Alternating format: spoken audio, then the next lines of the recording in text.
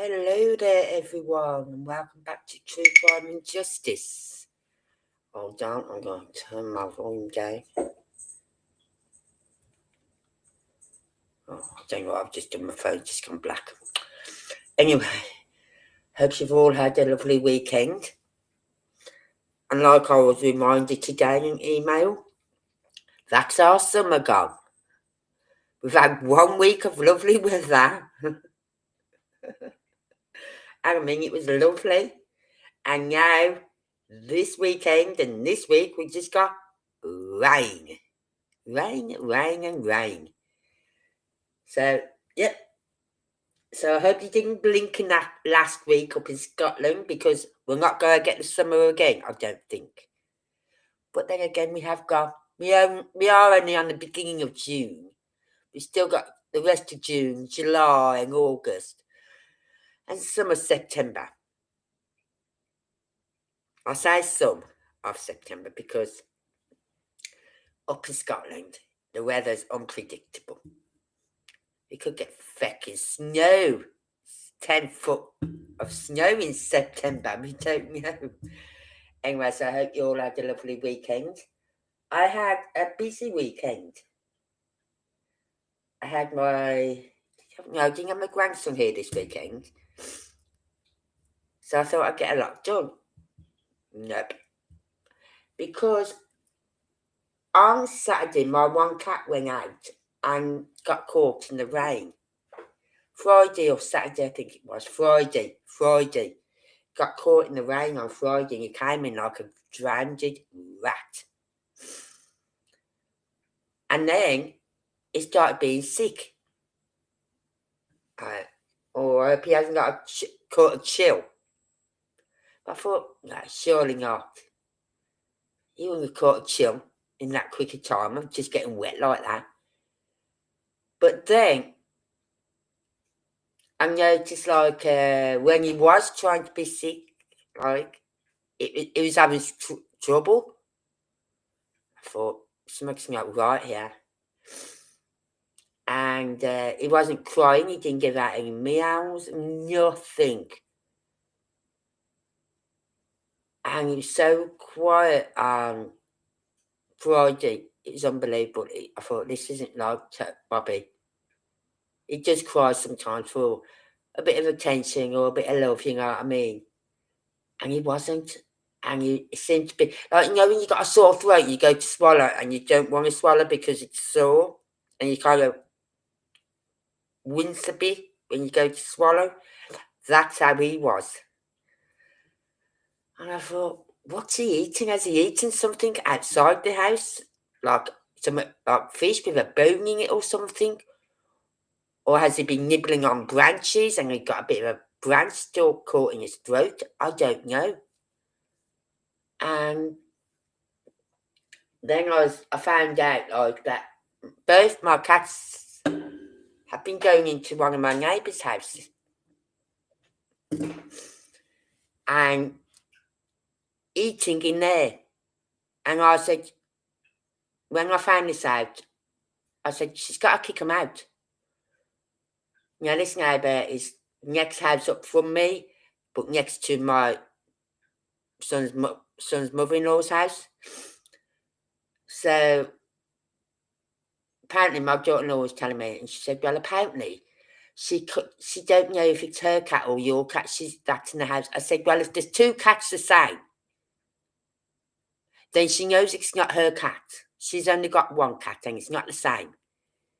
The markings are very similar, but I can tell the difference. But apparently this woman can't. And I said to my daughter-in-law, I said, she needs to just, as soon as she sees my cats coming in, just shoo them out. Anyway, and then she said, well, she said if she knew what colour I was wearing, she'd make sure her cat was wearing a different colour. I said, you can't go on that aspect. I said, Toby could lose his colour one day, or even Bobby. I said, at the moment, Bobby's got a green one, Toby's got an orange. I said, but if Toby loses his colour, he'll get a pink one on or a bright red one or whatever. I don't know. So I can't say, oh, well, my cat wears this colour, because I never know what is going to come back. that day. So anyway, when I was over at my daughter-in-law's yesterday, her mum was there, and her mum said something.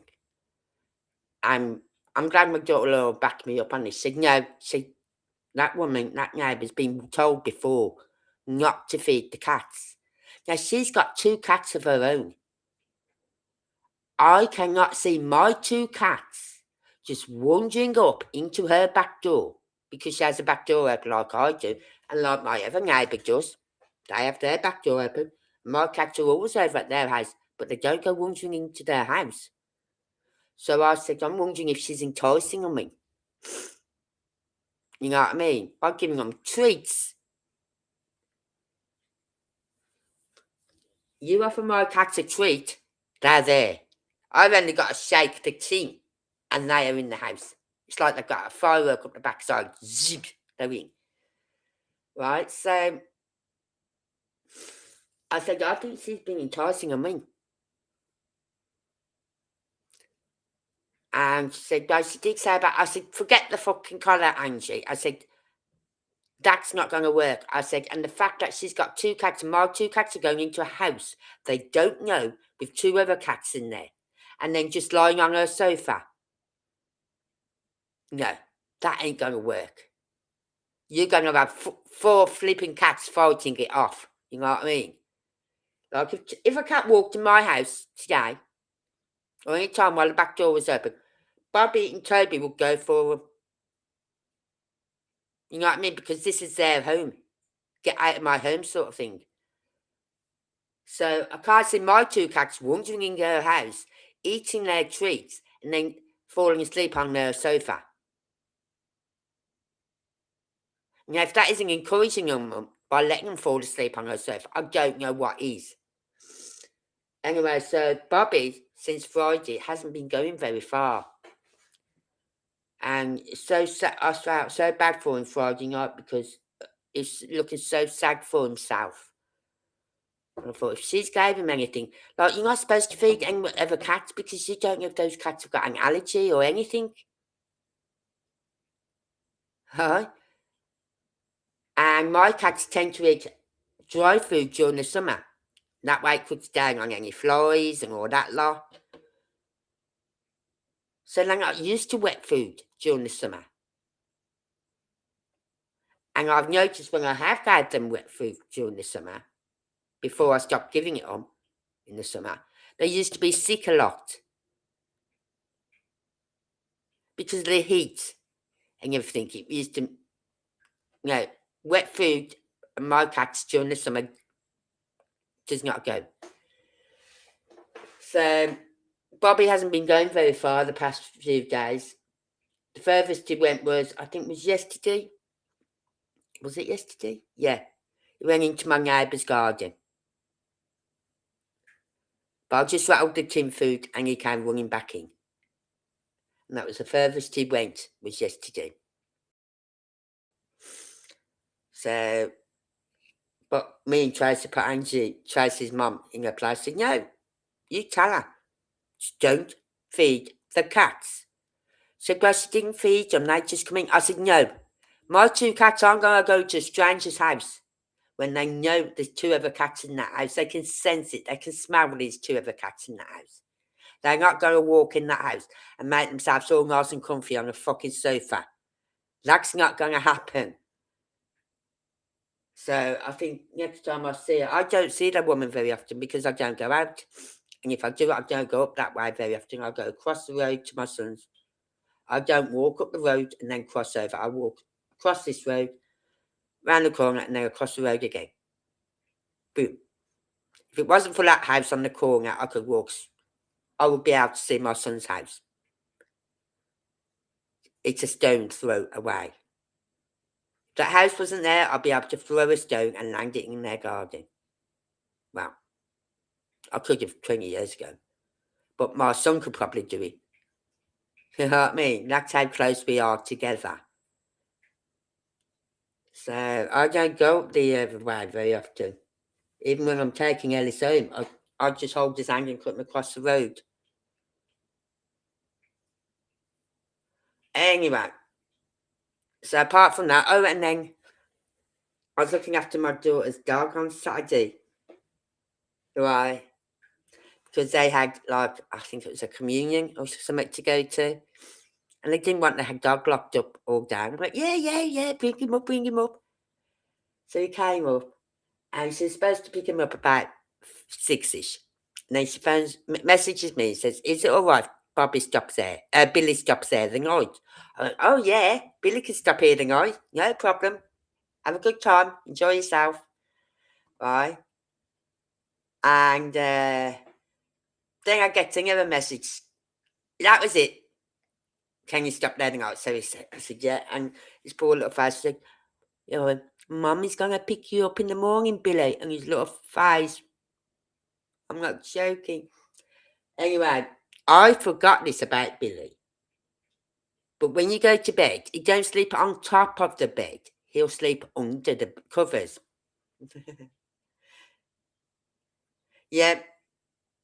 She's got a bit, I wouldn't go in the house. Anyway, so this dog, bearing in mind, Toby don't come in my bedroom very often. We're sleeping on the bottom of my bed. And Billy gets under the covers. I thought, oh, he's just going to lie under the covers by me here. No. He goes all the way down the bottom of the bed to the bottom of my feet where Toby was, and all I heard was a thud. Billy only pushed Toby off the bed and snuggled down at the bottom of the bed by my feet. So that was a bit of an eventful night, because every time I moved, he moved, and I had no space to move, because every time I moved, he was there. Yeah, she's got to be giving them food to go into the house. Cats will not go to another house where there's cats. They won't. Unless they are stray cats. You know what I mean? Unless they are stray. Like, we had a cat when we were growing up that come up to our front door when me and my sister were very, very little. And we used to play in the porch entranceway of my mum's house. And we opened one door, and there's this cat just sitting there staring at us. And we told our mum, and our mum went and got some food and whatever to feed him. Had no collar on it, never seen the cat before in the area. And she took him in. But otherwise, cats are not coming into their house if there's other cats there. So she's got to be enticing them in, if that's the case. And the fact that she let them fall asleep on her sofa, apparently. They made themselves come. No, a cat comes in my house. It's, oh, they're not even getting past the living room door. Kitchen door into the, no, out. Unless I don't see them come in the back door, unless I see them walk into the living room. And then it's, oh, no, you don't, out you go. But by that time, my cats will have spotted them, or heard them, or smelt them. Boom. So, yeah, my cats go nuts if the cat's in the garden. Absolute nuts. I've had Bobby go from my bedroom window, running from my bedroom to my back door, up onto the work surface by the back door, looking out the door that way. And then from the back door, kitchen door, round to my front door, because the cat's going round the front. He's watched him go round the front.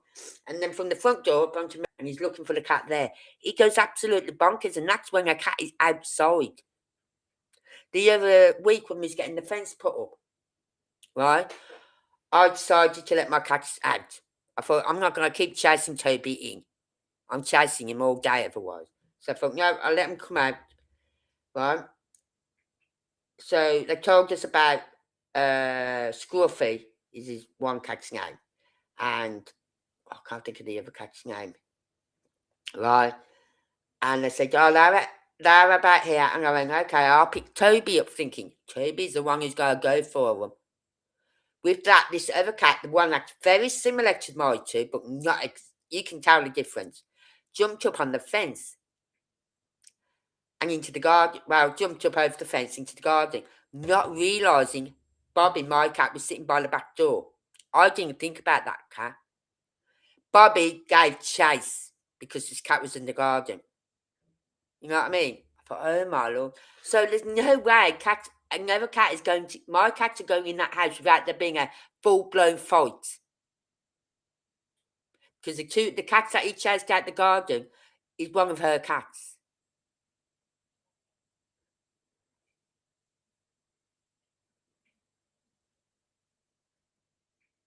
Yeah. They won't go to another person's house when they know there's cats there.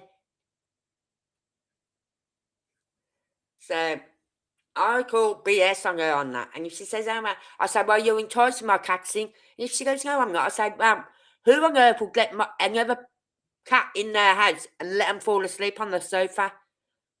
I wouldn't. I'd be going, no, you're out of here. Get out. You know what I mean? Out. That's enticing that's letting my cats come in your home, enticing them in. And then they think they can stay here longer. They're not going to fucking come home if they keep doing that. So I'm going to have words with her next time I see her. Because I'm not having it. If she says, oh, I like come up and take, and Angie said, well, she don't give them the treats. They just come in and started eating it. I said, no, Ange. You don't fuck all about cats if that's what you believe. Another cat will not come into someone else's house where there's cats. They're not. And they definitely won't start eating their fecking food. So, I might just, when I see you next time, to say, look, if my cats come near your house, if they're in your garden, fine. If you don't mind them being in your garden, that's okay. But please, if they make any attempts to come to your back door, shoo them away. Just shoo them away. All you got to do is clap your hands at them. They're gone. Feck, when I do it, my cats look like just doing it now because I clap my hands. It's like, okay, what we do? You know what I mean?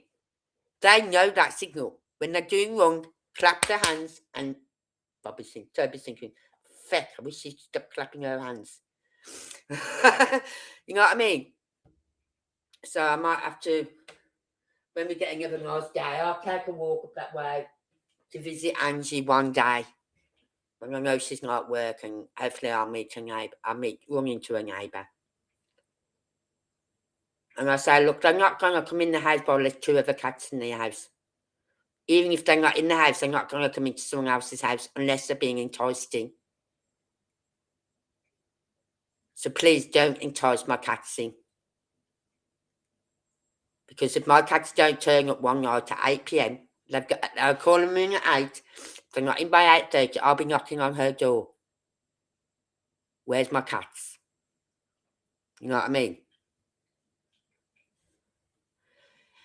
Anyway, if you're new to this channel, I'd just like to say hello and welcome. If you're watching on replay, please hit that like button. And now we will get on with what tonight is about.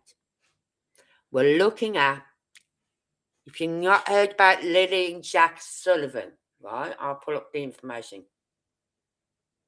Yeah, she has to stop. I'm going to have to say something. Because Angie, my son's mother-in-law, the woman who used to live here, she's so gullible. You know what I mean?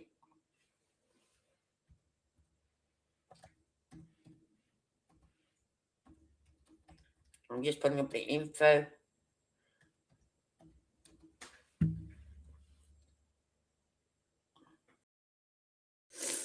And we can talk about it, right?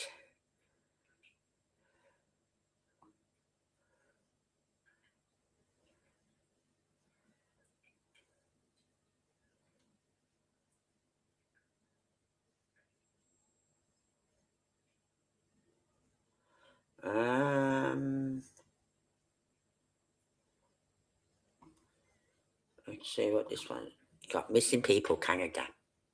Let's see what they've got to say.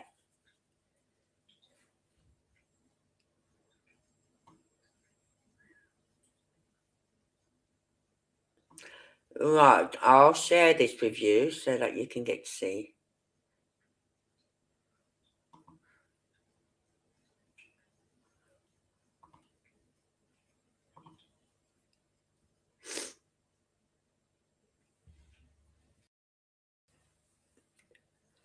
I don't know where Toby's gone. He's probably gone in my bedroom.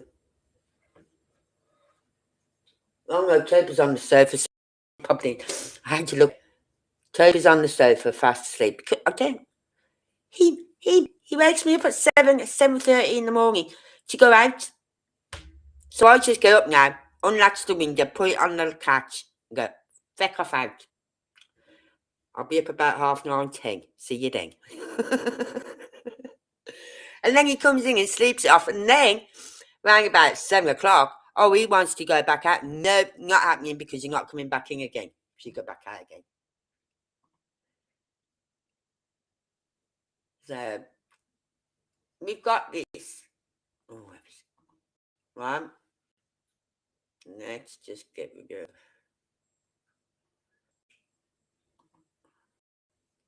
Yeah, cat that done there, thank you. Now, if you're new to this case, a year ago, over a year now, Lily and Jack Sullivan was reported missing from their home in Lansdowne Station, Nova Scotia. There were 106 people interviewed, 1,191 tips received, and over 40 kilometres searched as all scenarios remain under consideration. There they are, Lily and Jack. I believe there was 5. What is that? What am I saying? 6 and 4. One. They were 6 years old and 4 years old. Now, where they lived in the middle of fucking nowhere. Really. It's surrounded by forests of trees, coverings and rivers and streams and everything. Wild animals, bears, everything. Right?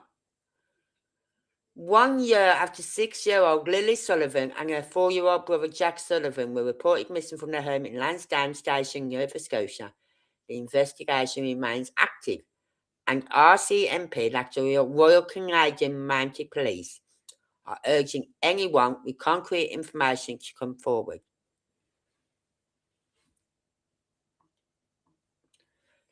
The disappearance. The children were first reported missing at 10:01 a.m. on May 2nd, 2025 by their mother, Malaya Brooks Murray, who told police she believed they had wandered away from their home on Gairloch Road. The report triggered one of the largest searches ever conducted in Nova Scotia, despite enormous effort, the children have not been found. Now, when I first heard of this, I didn't go on to it straight away. I thought, no, these children are going to be found. They live in the fucking middle of nowhere. How far can a 6-year-old and 4-year-old get? Right? And I think it was about three days later, I thought, she haven't been found. So that's when I started looking into it. And you look at the area and it's vast. Now, it's quite a distance away, but there's like this pipeline area where this pipeline goes through. And footprints, a footprint or 2 footprints of different sizes, right? Well, not footprints, there's 1 footprint of one size and 1 footprint of another size. So 2 footprints, but different sizes, were found up by this pipeline area. And when I looked up on the map, I went, that's a hell of a distance for a 6-year-old and a 4-year-old to walk through a wooded, brambly wood area. Brambles galore, trees fallen, everything. You name it, they've got it. Plus, people around there have got, what they call them cameras, trail cameras. They've got them set up. all the way around them areas. And nothing was ever seen of these two young kids on any trail cam anywhere. Right? So, RCMP Staff Sergeant Rob McCammon, officer in charge of major crime and behavioural sciences, addressed the public this week, emphasising that investigators require fact-based, verifiable information rather than rumour or speculation to advance the case. And this is a problem.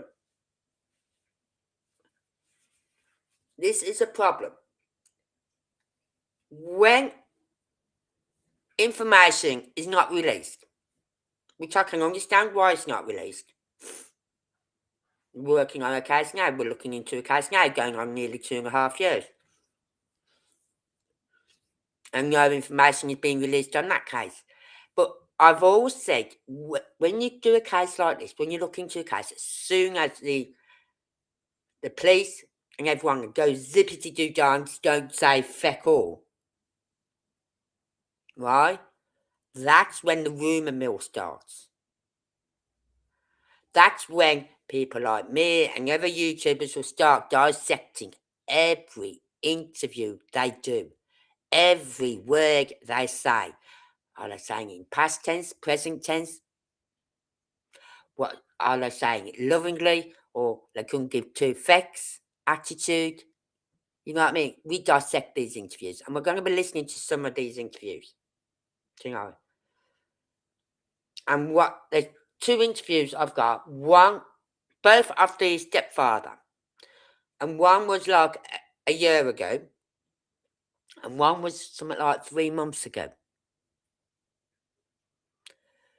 So we're going to watch both of them, and we'll see the difference, if there's any difference in his behaviour, the way he says things, the way, you know what I mean?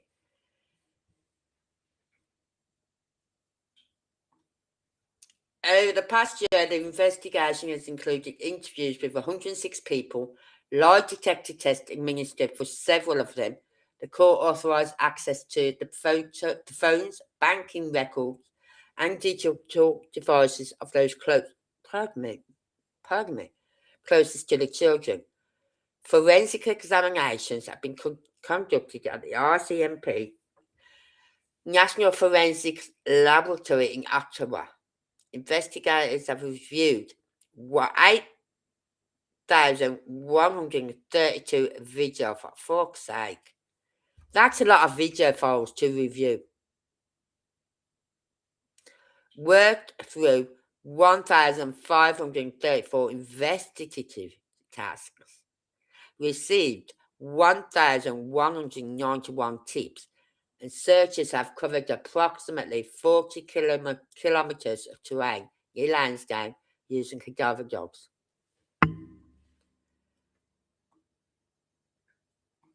RCMP units from across Canada, along with the National Centre for Missing Persons and the Canadian Centre for Child Protection, continue to support the investigation. McCammon confirmed that substantial resources remain dedicated to the file and will continue until the circumstances of the children's disappearance are determined with certainty. All possible scenarios remain under consideration.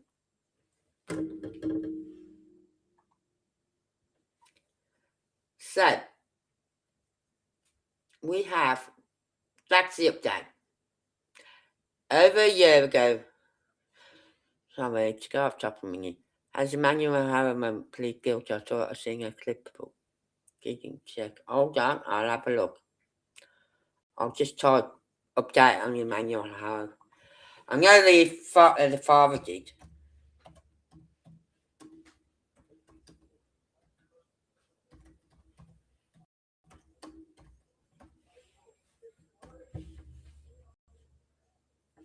Right. Oh, 3 days ago, mother pleads guilty. This is for Emmanuel Harrow. Mother pleads guilty for role in death of infant Emmanuel Harrow. Let's just see what this says. You know why? Because they get a lighter sentencing. They get a lighter sentence. Emmanuel Harrow. Emmanuel Harrow pleaded guilty for her role in her son's death, whose remains still have not been found. Prosecutors said Emmanuel's father, Jake Harrow, inflicted fatal injuries, but his mother, Rebecca Harrow, knew her son was being abused and failed to protect him or seek medical care. Two fucking rights. Authorities said Rebecca Harrow later helped cover up Emmanuel's death by fabricating a story that he was abducted during a surprise attack at a UK parking lot. Everyone called BS on that. Everyone. I followed this from day one, and I don't normally follow cases from day one. But when I heard about it, I went, that's a load of bullshit. You know what I mean? And that was before I knew anything else. The Harrows reported in August 2025 that their baby had been kidnapped outside a Big Five sporting goods store. But investigators at San Bernardino County Sheriff's Department later determined the abduction never occurred. So listen to us YouTubers. On day one we said this.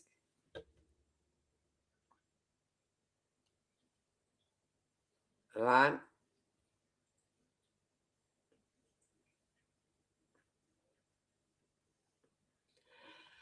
Her choice not to intervene was a choice to allow. Yeah, by not intervening, you're allowing it to happen. It's not facilitate. Emmanuel was dead. Assistant Riverside County District Attorney Brandon Smith, God, that's a tongue twister, isn't it? Assistant Riverside County District Attorney Brandon Smith said, calling it a catastrophic failure of her duty as a parent. You can't call her a parent. If you're not going to stick up for if you're not going to put yourself in front of your child and protect that child, then you're not a parent. Oh, here it comes, ha ha ha. Under the plea agreement, Rebecca Harrow was immediately sentenced to 12 years, 8 months in state prison. Told you. That's why they made a deal. Emmanuel's father, Jake Harrow, was sentenced last November to 32 years to life in state prison after pleading guilty to murder and assault on a child under 8 causing death. The lies told in this case only deepened the tragedy of Emmanuel's death. Well, I think you need to talk to, is it her mother or his mother? Because she was in that fucking house as well after that child went missing. She was in that house after that child went missing, the grandmother. Yet she knew nothing about it. If I go into my son's house or my daughter's house and there's no photos of my grandkids up, all their beakers have been removed, the toys are out or all been got rid of or whatever. If there's no trace of anything to do with my grandkids in that house, I'll be going, where's my son? Where's my grandson? Where's my granddaughter? Where's everything gone? Why you took all the pictures down? Where's the cups? Where's the beakers? Where's the shoes? You know what I mean? There's nothing in that house to say the child even lived there. And she was in that house before they got arrested, before the grandmother was. She was the one driving them around. So she got 12 years, 8 months in state prison.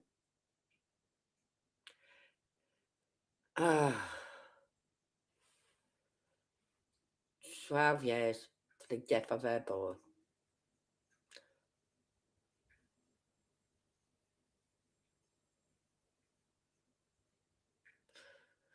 Oh, I don't know how it works in America. And I know in the UK, if you get 12 years, you can automatically take it down to 6 years. Then with good behaviour, you'll probably get out after about 3 years and then be on tag for the remainder, like 3 years. Be on tag for 3 years. Or 12 months or whatever. But I know it's literally cut down half before you even get to your prison in the UK.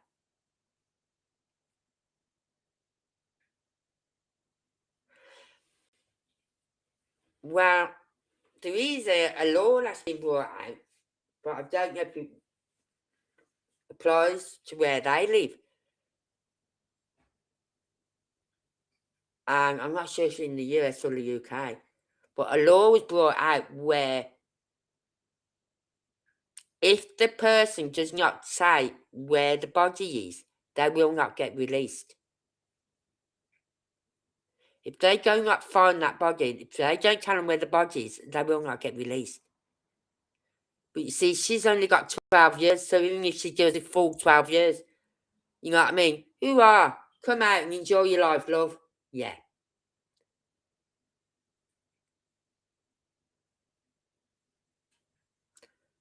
So it just sickens me to feel like she's stuck by and let that piece of ish do what he did to that 7-month-old little boy.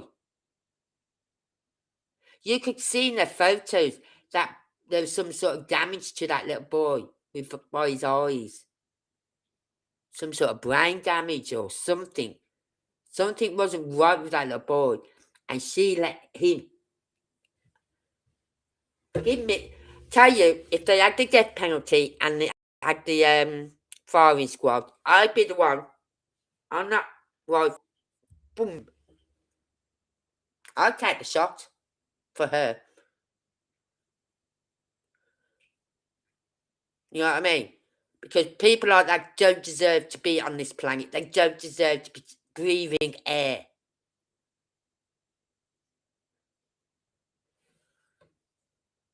It makes me sick. Thank you for bringing that up, Anne.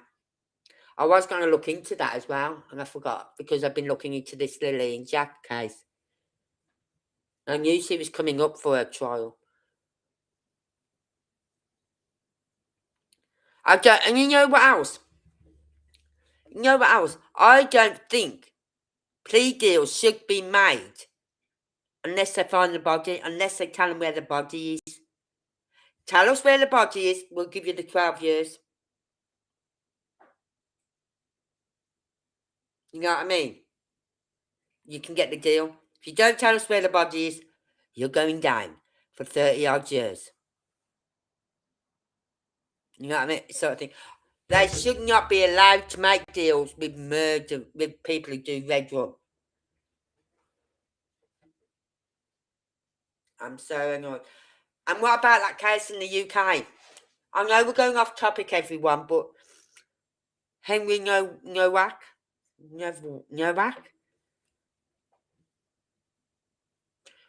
he was assaulted, attacked, and when the police turned up, they arrested him. They handcuffed him, the one who got attacked, and had cuts to his face, knife wounds to his face. And yet the police handcuffed him while the lad who done it stood there and told him a pack of lies.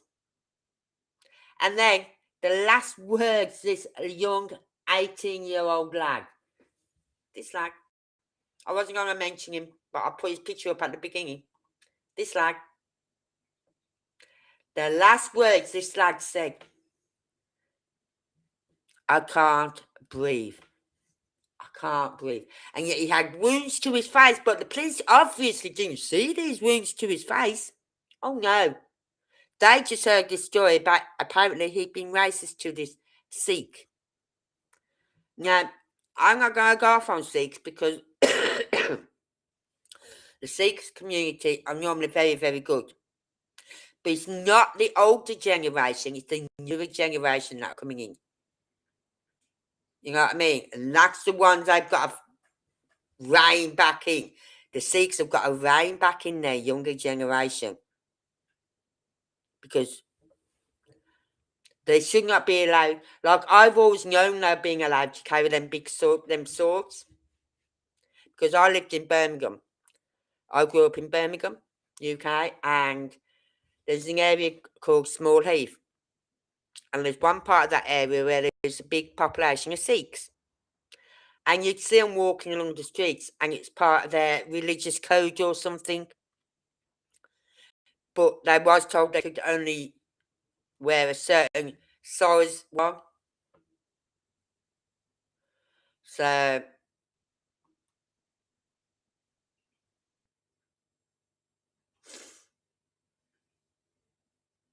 but they arrest him, they handcuff him. And then, when it's too fucking late, they take the handcuffs off him and start giving him CPR. Those coppers, sorry, I don't like to talk about this on my lives, but those coppers need to be dismissed.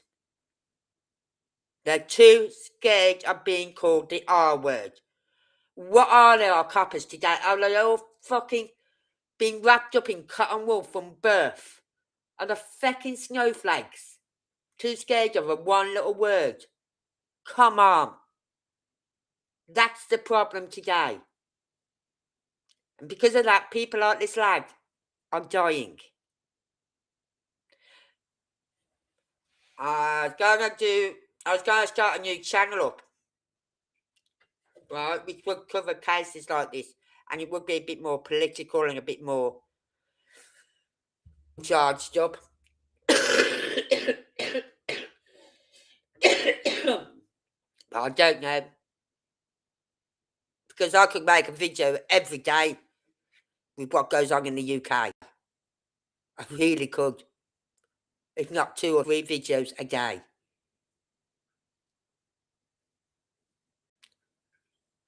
But my thoughts go out to this lad, his family, and his friends. Even the Sikh community has come out and condemned it. As our Prime Minister, as anyone of our MPs, I think one has, and that was Rupert Lowe, right? But none of the others have, especially our Prime Minister. This happened last December. Last year, this happened. Never heard of it until the other week. Never heard of this house until the other week. Why's that? Oh yeah, because it hadn't gone to trial, and they can't talk about cases until it's gone to trial. BS. We need to know everything about these sort of incidents, so we can be more aware of our surroundings and where these things are happening. So, but I was thinking of starting another channel up just to cover, and not do lives, just to do videos. Just to do videos.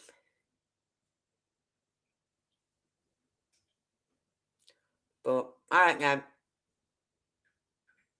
I think about it because it takes doing a live is easy because I can sit here for 2 hours and blah blah blah and show you, look at videos and whatever. But when I do a video, I have to then go through it, edit it, and all that lot, and it takes longer. I can do a video in about half an hour, but then it's the editing that takes the time. And I don't know if I had the time to do it on a daily thing. I'll think about it.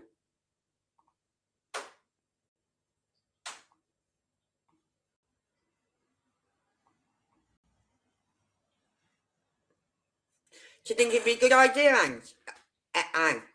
Start another YouTube channel up, just doing videos though, because it's a lot. So, anyway, getting back on topic. But thank you for that, Anne. I'm grateful that you brought that up about little Emmanuel Harrow. We're now going to go. Oh God, I've just got to get a new scene set up. I should be able to share it from here. Should be able to share it from here. No.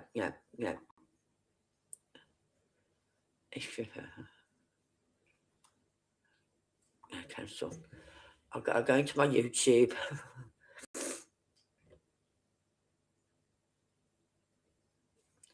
Come on.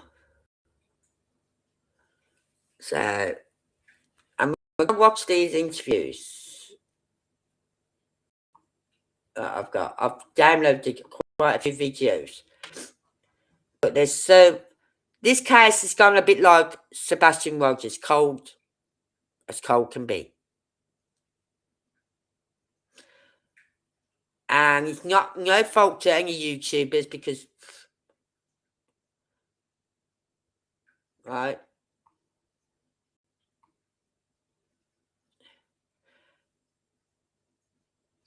Right, there is a video I've got here where they talk about a mermaid. A month ago this was, a mermaid, a footprint was found in. And I thought, how on earth can a footprint, that can be theirs? But the guy who organised these search parties and everything, he said, when you walk and you leave a footprint, right, the ground will then go hard. And then you get winter and it gets frozen. And the footprint is still there. That's how they're not ruling these footprints they found out.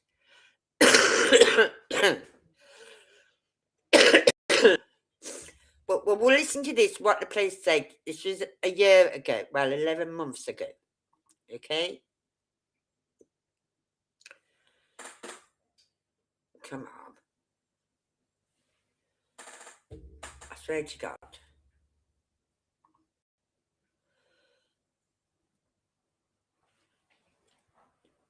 Because I really need to get some of these videos sorted out. I'll look into it tomorrow about setting up a new channel. Right? Just to do videos. Not go live, just do videos. Right.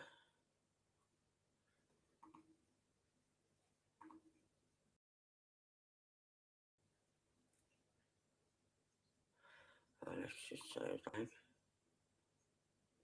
I can go.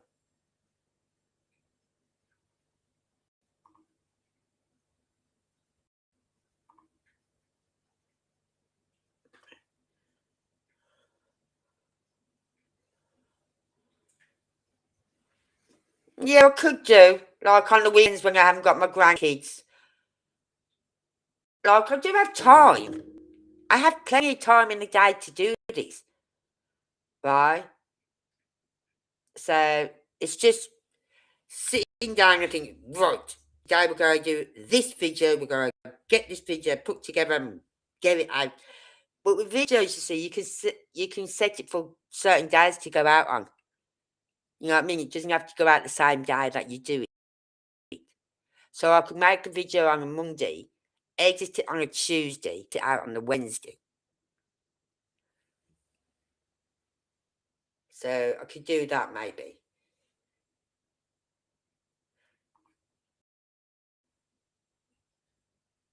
I want to make sure you can see this.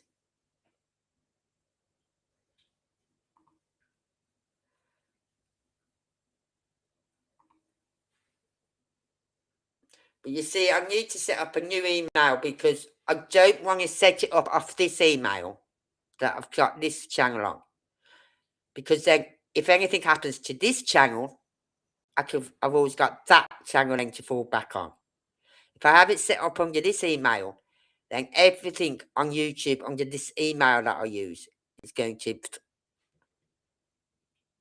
fall apart. You know what I mean?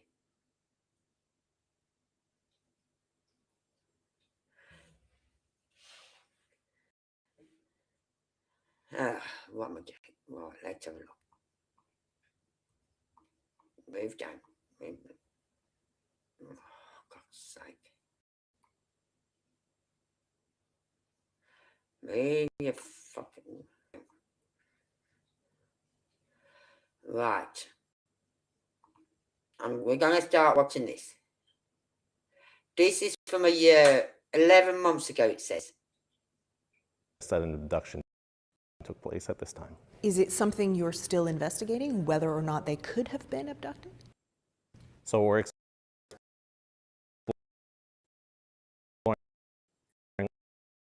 all investigative avenues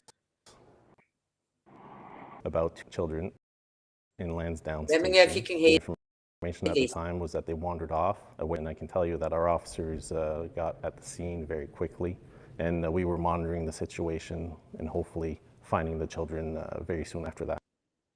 So it's very quickly. Officers arrive, and then what? You expected, it sounds like you're saying, that you'd find the children quickly, or hoped you would anyways. That didn't happen.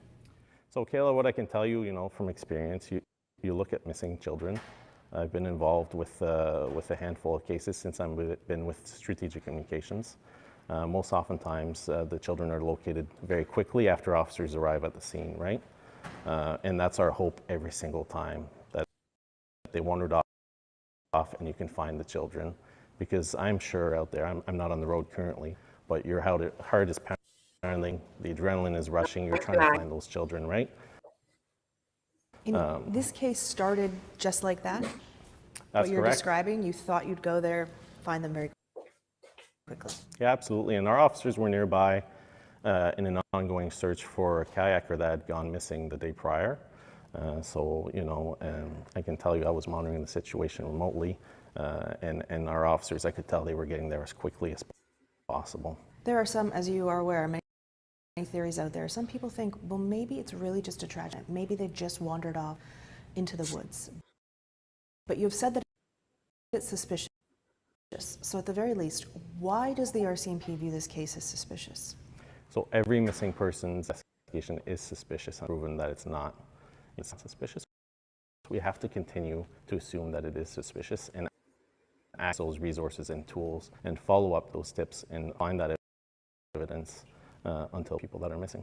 So you don't think they were abducted, but you can't find them. How do two young children just vanish? That's Kayla, and we're asking for the public for tips and information. And to date, we've received close to 500 tips. So we have to follow up on those tips, right? Whether it's a tip that could be something that happened elsewhere in the province, elsewhere in the country, we have to follow up on those investigative tips to rule them out. And to this date, we haven't had any confirmed sightings. But there have been tips that lead you to other parts of the country that you had to check. As with any investigation, oftentimes we do get tips that you have to verify that are elsewhere, yes. You have said that the children were last seen alive the day before. Can you tell me about the nature of that? So we know they were seen in public with loved ones the day prior. The specifics aren't being released at this time. Okay, and so that's the day before, so that's May 1st, but you've specifically asked for video back to April 28th. What's the reason for that? When you establish a timeline for any investigation, you want to know where these individuals were prior. They may have been in contact with someone that you want to know who that person is. You may see something on that footage that you didn't know about prior to that. We talked about license plates earlier and seeing them from a different angle. You might see someone that's known elsewhere. Maybe it's someone that's known to police. You never know. We really are seeking all investigative avenues in this case. There have been some complaints that an Amber Alert was not issued. I understand that the criteria is very specific. Was that considered? Is it still possible?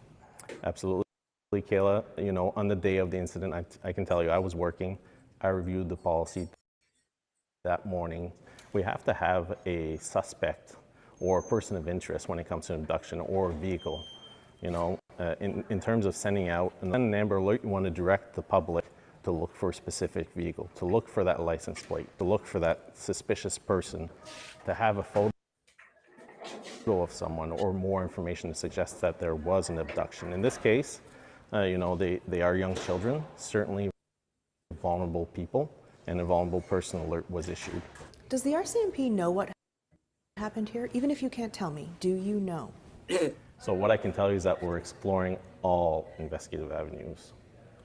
Do you have a case? Are you building a specific case that's leading? No, but we're not telling you. You know what I mean? Some of these questions these reporters ask are quite silly. You in a certain direction? In this case, the investigation is still being investigated under the Missing Persons Act. It sort of seems from the last news release that you issued. The reason I'm asking these questions. I read that news release and I thought, I don't think they have any idea what happened here. You know, when it comes to missing people, it's very complex. It can be very long-term investigations. It can be difficult on first responders, especially when it involves vulnerable people. And we have to be patient, and we have to follow the leads and follow the facts and evidence that we gather to bring us to locating the children. Does the RCMP could still be alive? That's a great question, and we want to locate them and find them. And our goal is to investigate every single avenue until we find them. Is it possible at this point? That's a great question, and our role is to find them in the evidence surrounding their disappearance. You mentioned a lot of the tips you're getting. I'm sure you're aware there's extraordinary public interest in this case. Some people are frustrated that the RCMP is not saying more. We understand it's an active investigation. And in some cases, the lack of information leads to speculation, and rumors are rampant online, and that's done some harm on the family in this case. I think that they think What, though, would you say to the public who are begging for answers and just want to know what's happened here? We have to be patient and certainly rely on our news releases and official sources of information. You know, don't listen to those rumors that are out there. We're putting out those news releases on a regular basis with information pertaining to the investigation. We have to be very type of information we release because we want to make sure that it doesn't affect the investigation. I think some people in the public are starting to wonder, is it possible that we may never find out what happened to Lily and Jack? Is that possible? I wouldn't be able to answer you that question today, but I can tell you that our investigators are seasoned. They are committed. I've worked with some of them personally prior in my career, and I can tell you that they are committed investigators to this missing children's investigation. I think that makes a mistake.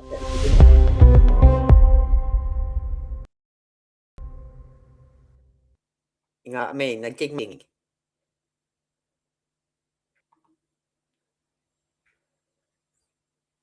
So, but for those to wander off in that area, it's not happening. Not happening. They would have found them. They would have found some, like, even the searchers were getting caught up in the brambles. You know what I mean? They're coming back with cuts and rips and everything across their legs, their arms. And now adults. So you imagine a 6-year-old and a 4-year-old woman with, and it only mentions her wellies. It only mentions that she had a wellies. It doesn't mention anything about a little boy having any shoes on.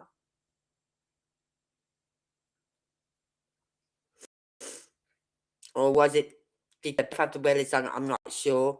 But a backpack. Now, who on earth, put your hands up, anyone, if you're watching on replay, let me know. How many times have you took your children to school? How many times I picked their bag up? Because within 2 minutes of walking from the school gates to the shop, they've dropped the bag on the floor. Yeah, right? So, she's not going to carry that bag for long. That bag is going to get caught up on something. She's going to take it off. They're going to find the bag. And it's just full of brambles, the area. It's just full of brambles. Trees and falling down trees and streams and rivers and culverts and all that lot. Even the open space is full of like little brambles on the ground. They're not gonna walk that far. Especially a 4-year-old. He's gonna get tired within 5 minutes, 2 minutes of walking away from the house. I'm tired, pick me up. You got legs? I remember once a little girl I used to look after, she went to me, she said, I'm tired. I said, oh, you said, yeah, my legs are hurting. I said, so am I, but I'm still walking. Walk. And so she did. I give her a cue, she did. Yes. Yes, Ag. I think was see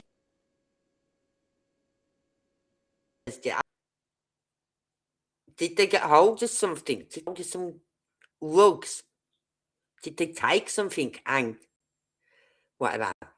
Did they something happened where the body's a bit, or was they did someone in the house move them out there? But the timeline is all wrong. Yeah, there is another one. Well, a few I want to watch. That was one of them. That was just to update people going on so far, right? Now,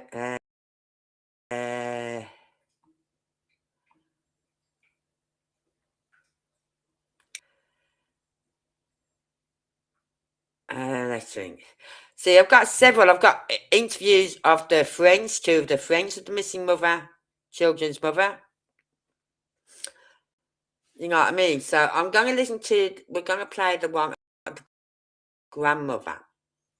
Now, this is her grandmother, the mother of the children's grandmother.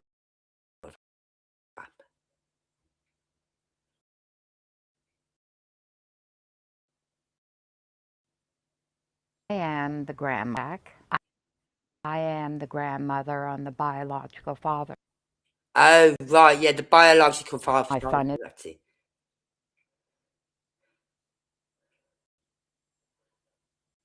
Don't play up on me now, you piece of shit. Sullivan. He's not in jail out west. He does not have a criminal record. Right now, he's living with me. He's been for 9 months. How did you find out that Lily and Jack were missing? The mom of my grandson called me. We were in town.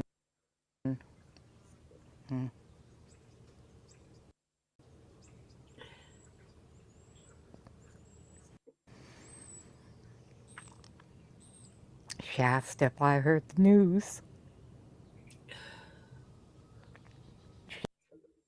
She sent me the article that was on Facebook showing the kids missing. I couldn't call Malay yet, so I waited till we got home. And I called, well, I didn't call her, I texted her. And she told me that, yes, that the kids were missing, that they've been missing since this morning. I was in a state of panic, shock. But in the back of my mind, I kept saying, well, they'll find them. I mean, How far can you see I'm a 4-year-old walk? assuming that they'd find them. Yeah? So I told her, well, we'll head out first thing in the morning and help with the search.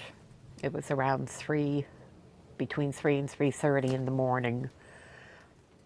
A couple of cop cars pull into the driveway. The lights wake me up that I'm a fairly light sleeper, so I see the cars pull in, so I knew what it was.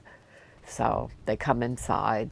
They only stood in the kitchen. They wanted me to wake Cody up, and they wanted to know when was the last time he had seen the kids, and that they were just making sure that the kids weren't here. And then they left. So we showed up Saturday morning, me and my sister, and we met up with my daughter, and we started, well, I asked Malaya, I said, Malaya, I said, you know your kids. Nobody knows their kids like their mom. Where do your kids normally go to play out in the yard? What do they usually like to explore? And she said, well, they always play up in the little woods right on the side. I said, well, okay. I said, we'll start from that point and we'll work our way out. We had spoken to a search and rescue, and we weren't allowed on the other side because that's where they were searching at the time. So we just started combing through the woods up through there. We were gone for a couple of hours. I'm yelling for Lily and Jack. We always call That's Jack the area Jackie they boy. would go and play. And yeah, that went on for a few hours, but those woods, I started to feel that I can't see them being in the woods. No. There's trees everywhere. You literally have to climb over trees, climb under bushes. It is They're in those really, woods. really thick. They are buried. We come back out and I went in to see Malaya again. I assumed she was in shock. She was very non-emotional, very just flat, monotone. But Malaya's very soft-spoken anyway. That she's not usable. I thought that's made her a really great mom. She was an excellent mom. She never raised her voice at the kids. That it was always, now Lily, what did mommy say? And I used to think, now if anybody's meant to be a mom, it was her. A part of me still feels that. Why only a part of you still feels that? What do you mean? After seeing the place, seeing the condition of the home, it was like the total opposite of what I knew of Malaya. Yeah. She was always clean, very clean about herself, about the kids, about her home.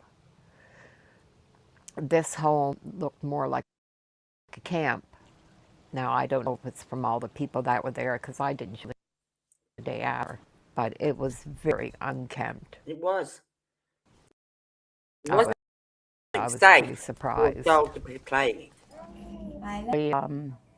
She was my little dream girl, that the first granddaughter, and I loved that she had the brown hair and she had a space between her teeth, which I had when I was a kid. So yeah, she was our little princess. Jack was such a sober, serious little baby that he didn't like to smile.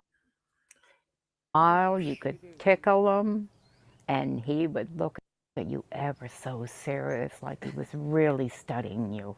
And so how long were your son and Malaya together? 3.5 years, I think it was, yeah. I thought they were the picture perfect family. Then Malaya's told me that they were having problems and she wasn't happy. She told me that she wasn't happy and she thinks she's going to leave.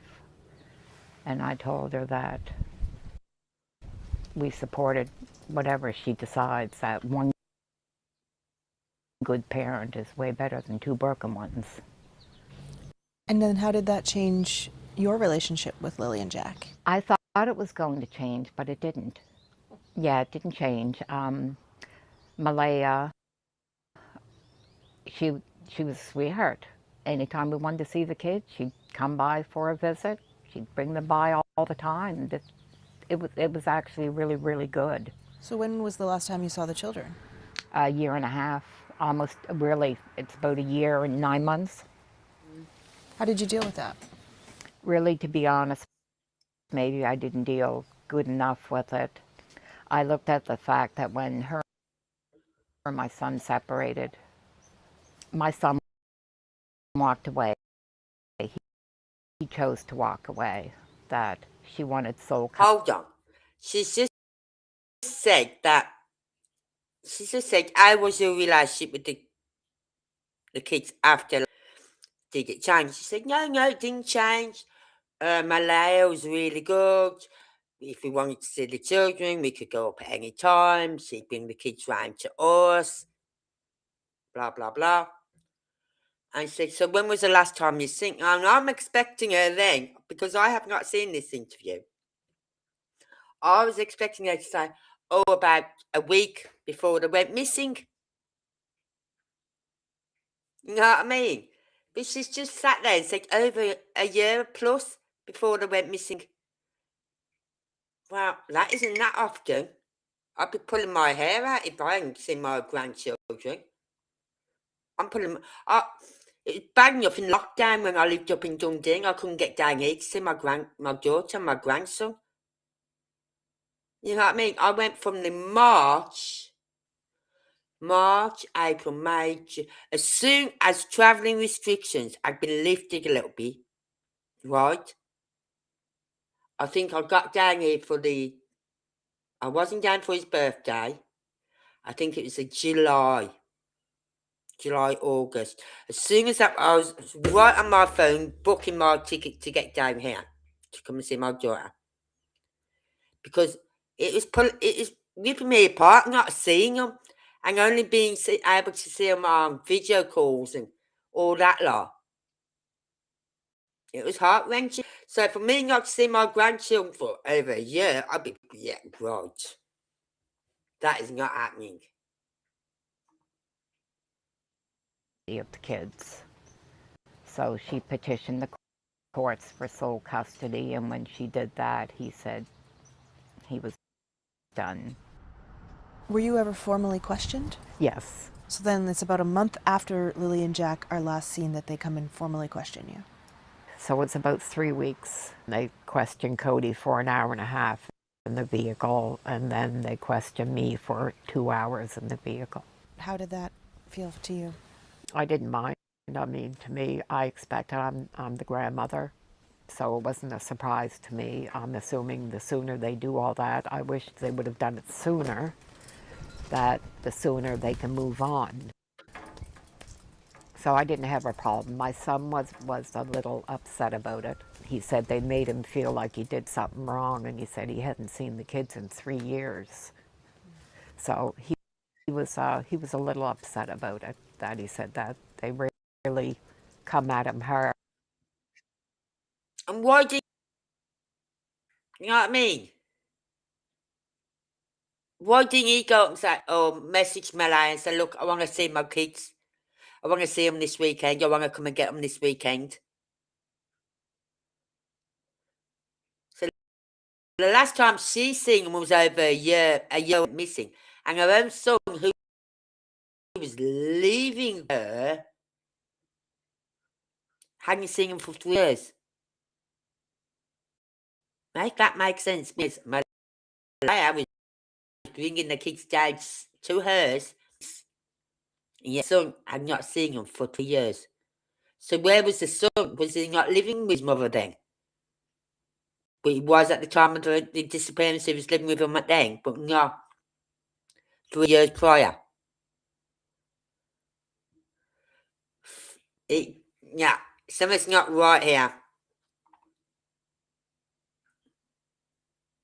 They wanted to know what her favorite color was, and he said they were babies when I seen them last. He said she was just learning what she wanted to figure out to eat.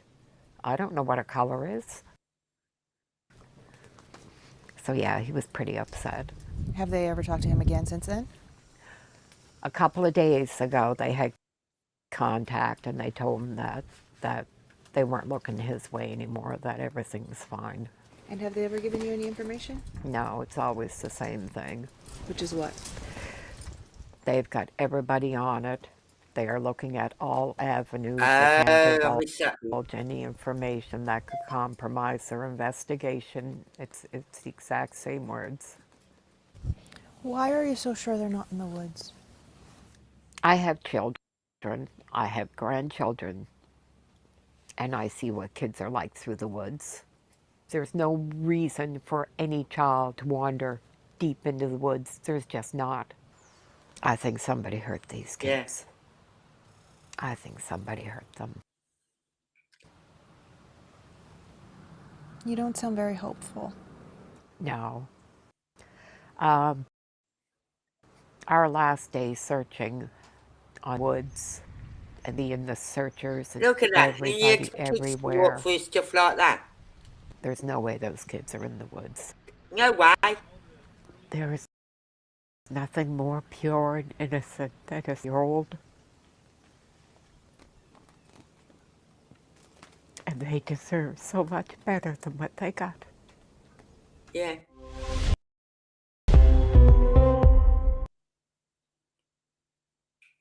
Too right, they deserve better. But why did he sign the lot, right? So did he? She said he's been living with her for 9 months. I know she said something like he'd been living with her for the last, for 9 months before the kids went missing. Right. But why did he sign the rights over? That doesn't make sense.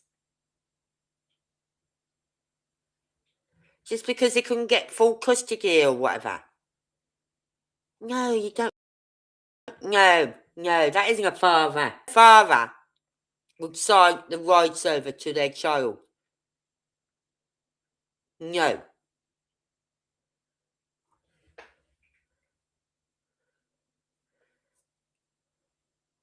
That makes me even more sus now about the bio father. But to be honest with you, what are the chances of these two little kids coming out the house in the morning and playing outside and someone driving past in a car go, oh, there's two kids in that garden there, but go back. Turn round and go back. Watch them. See the dogs there and then go and snatch. Not happening. Because how do you know they're not being watched out from the window? Or how do you know they're not up the side of the house doing something up there? Or even in the wooded area up there? You don't, do you? The clothes will get ripped, yeah. I said this at the very beginning when I first covered this case, and that their clothes will get got ripped, everything. They're not in the woods. They're not in the woods. There was a rumour going round that perhaps I was on, like, because of Malaya's family, they're like the, what are they called? On the reservation. They live on a reservation. Her mother and father do, or her father does. Because it was said, her father said, why didn't you let me know?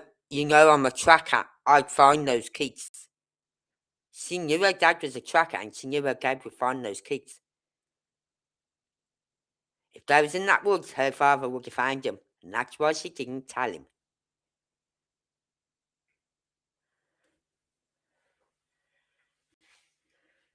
So it's just heartbreaking, this story is, and the fact that and this is another reason why I did this case a while ago, because I thought, I'm not going to cover two cases where it's like where I was Sebastian. I'm not having another case like that. I can't do that. My heart wouldn't be able to do it, so I had to back off on one of them, and this was the one I backed off on. Right, the other one, I'm going to play this one. This is about a search they did not that long ago, really, and they found a footprint.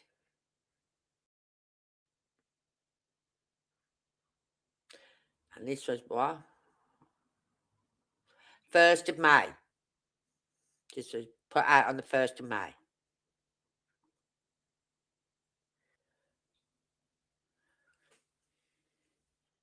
Two children missing is just bizarre. So the plan today is there's 5 groups out there right now, search volunteers, family. See, this is April 26, 2026.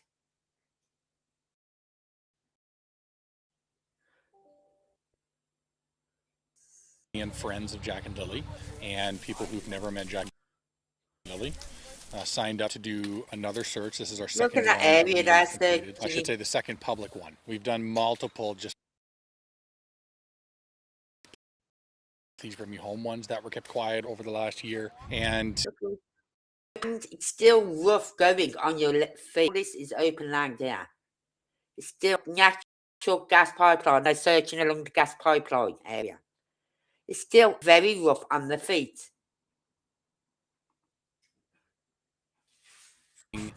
down a number of these trail systems and side trail systems from the pipeline. Many of these trails were not searched, not as a result of GSAR failing to do their job, but just because they were clearing a lot of the more obvious areas, the waterways, following up on tips and leads. So we're just kind of filling in some more areas, especially at this time of year. It's really not far from the family home. I would say maybe a kilometer and a half, a couple kilometers. And the evidence around here was that there were child-sized boot prints located down the pipeline trail. No real direct confirmation that it's the kids, but we also could not debunk it either. So it's really one of the last points that we believe they could have been. What are folks looking for? Anything at all that does not match the environment around it from a shape, color, and size perspective. It's anything that just looks like it doesn't belong. That's what they're looking at.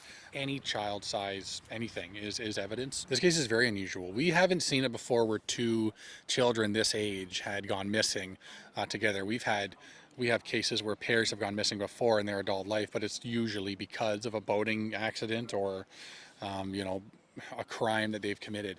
Children this age don't normally wander and don't wander far if they do so. So I'm not saying it's impossible. There's just not another case that we can really compare it to. I just want people to know that our CMP are still focused on all the elements of it. Our role here is just focused on the misadventure and keeping our foot on that gas until a resolution's met. You've personally vetted the 40-odd volunteers who are here searching. Why did you do that? This was the first search that Malaya was going to be a part of, and we do have a responsibility to the families, especially the mother of the missing children, and we wanted to make sure that we were doing everything we could to make sure that the people coming were coming for a genuine purpose and not to cause issues. We did have to ask a few people not to come because they were doing some online nonsense, and it just... We're advocating for the mother of these children, and we're advocating for these children. And I think the children would truly want their mother here. I've never had to vet people like this before on any other search. This case is a different animal of its own because everyone has an opinion, and it's hard to reason with those people who just are so strong in their beliefs for this case. How's it going so far today? So far, so good. I'm actually really impressed with all the searchers and how far they have made it so far. I don't think they're going to make it the full 5 miles, which is okay. It's really hard going in some of the sites. So a lot of water to work around, a lot of fallen trees to work around, and they're taking their time checking. Just watch where you're walking, try not Yeah, to... I'm just seeing if there's any... There could be more up here. I didn't want to disrupt the ground. This is 100% child size footprint. You can see the indents. I mean, it's definitely a very small boot print. So, and it's on the opposite side of the pipeline from where the other boot prints were found. I immediately just kind of came out to the top of the pipeline where I could have signal. I texted that to the RCMP right away with the coordinates, and I just said we left it as is. So they'll likely, send someone out to check on it and whatever and see if it matches. I mean, the direction was coming from the woods out towards the pipeline and maybe about 20 to 25 meters in the woods. I'm not a boot print expert. I can tell you that it's certainly a full small boot print, and it's in an area where the children went missing from. So, if we just factor it down to that, then it's evidence that the police have to come and take a look at. In your experience, is it possible for a boot print like that to be preserved as it was for this long? Yeah, if you're not on like an open trail like this, if you got some tree cover, it'll survive through a winter like a boot print will. And if you think about it, if a boot print is on the ground, and then if it starts to freeze, it hardens, and you can see it do that. And then when the snow goes on top of it, it's going to stay frozen. So I've certainly seen, my tracks from summers prior in a wooded area search where you can tell where our tracks are. You can see your boot prints. So it looks well preserved anyhow. We had a human remains detection dog here as well today. The dog seemed interested in a couple items that were located. The way that the items were described to me, I don't think it'd be proper for me to say what they are because I don't know until I see them. I know that when we went up and down these logging trails, we found a lot of rags that were obviously rags that used to be clothing. And you could see there was like grease and hydraulic fluid on them, and it was likely just for the machinery. And I just wonder, before I say it's anything about a children's clothing, I want to make sure it's not just rags. So I just want to go and assess those sites really quickly, make sure I have the right coordinates, and then send the RCMP that information. And maybe it matches something that they know, but it'll be for them to decide how they follow up with that. Ready? All right, got it. What's great about these public searches is it creates opportunity for people who want to do this more to join. Last time we got 4 members of the public to join Please Bring Me Home officially and become searchers for Nova Scotia. And I think we got 4 more today. And if they go out every couple of weeks, we can just beat this area up for the search season, spring and summer. Ideally, people come every 2 weeks at minimum to do searches for these missing kids. You got to keep your foot on the gas with this. You can't let up at all when it's children missing. And I'm not suggesting RCMP has let up at all, but from a search perspective, you have to revisit areas that have been searched. You have to, especially in springtime. There have been times where we have located people that it has been previously cleared in the middle of the summer. If you don't go back in spring, I don't think it's fair to say it's been previously cleared. We searched and searched for this missing man in Ontario, and he was eventually found, and we walked by him when he was likely just in the water probably 13 times. And it takes continuous visits. You have to do it. I said this morning that we fail forward. So if we don't find them today, we're going to come back and we're going to continue searching until they're found. So even if you don't find them today, it is success because it's closing that gap. Every step you take, you're closing the gap where they could possibly be. As you walked through those woods today, were Jack and Lily on your mind? Jack and Lily are always on my mind. We're just devastated that there's still no answers after a year. Again, I can't really put it in words how hard this has been on myself and my family. I'll always have hope. We just, try and put one foot in front of the other each day and looking for answers. 2 children missing is just bizarre. Whether you're looking at wandering, misadventure, abduction, accidental death, if you're looking at those 4 scenarios, it's uncommon for 2 children to be together in either of those 4 situations. So it's uncommon. It's not impossible. It's really hard to wrap your head around. Now, if these children did get on a trail together, they're less likely to turn around and go back. They're more likely to continue going straight with what's in front of them. So it's just them getting on the trails or on the pipeline that I'm wrestling with personally, about them making it there. How they get there, then, that's the mystery.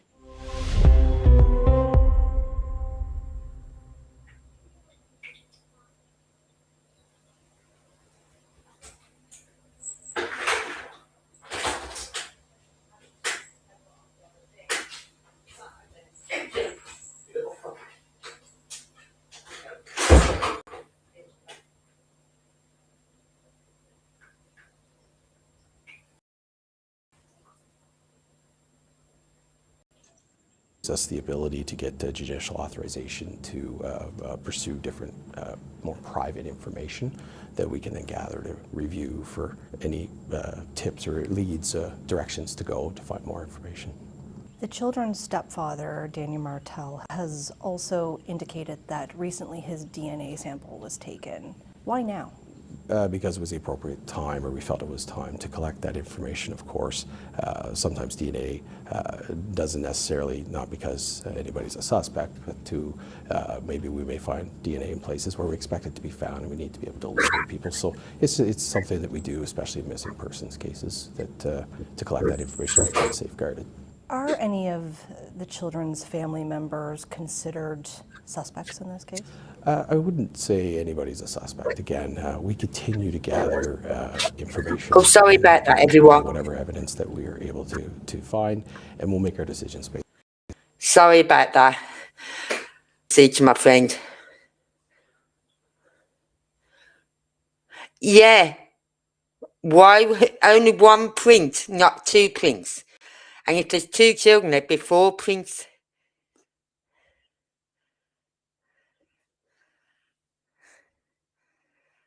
Yeah, did they make it home that Thursday? That's a good question after their little shopping trip.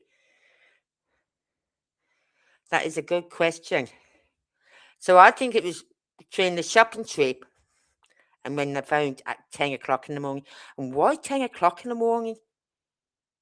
Why so late to phone the police?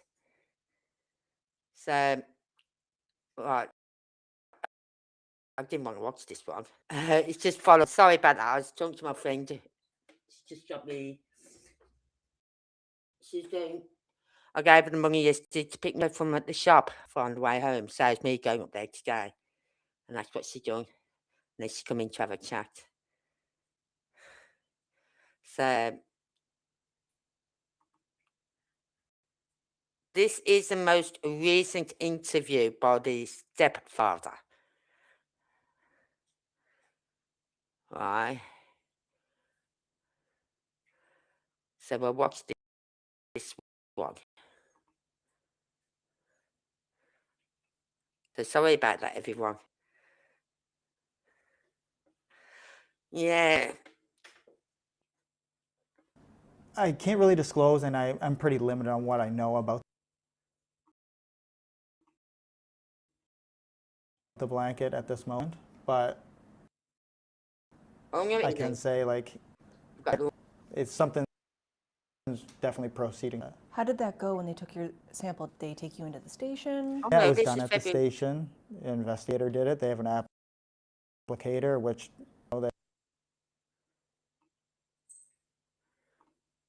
Yeah, this is the recent one, the February one. This was done in February 2026.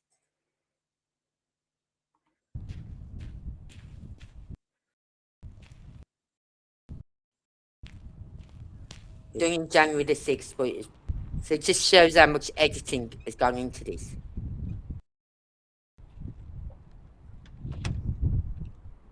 Okay, Daniel.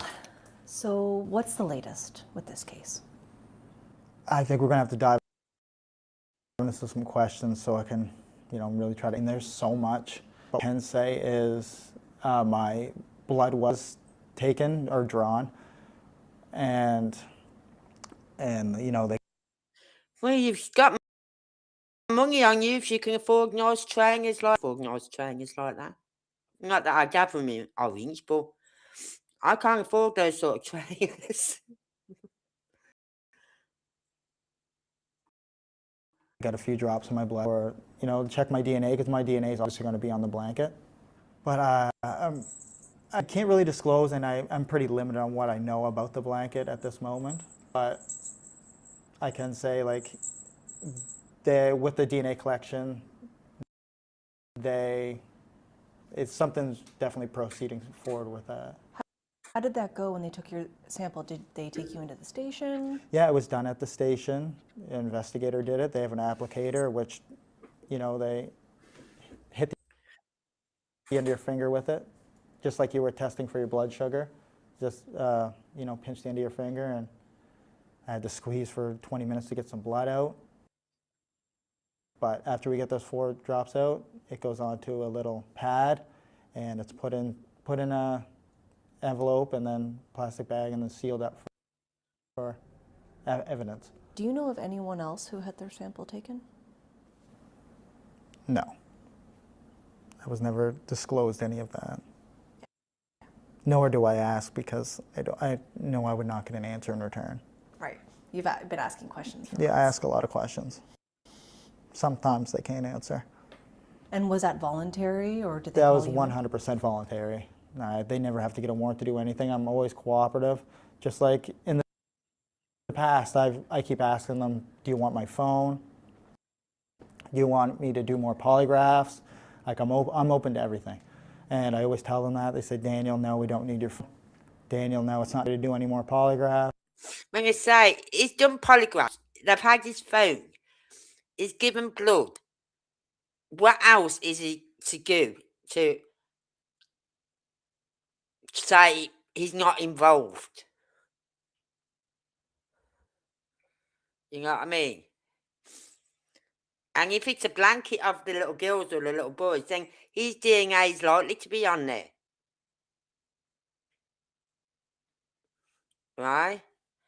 So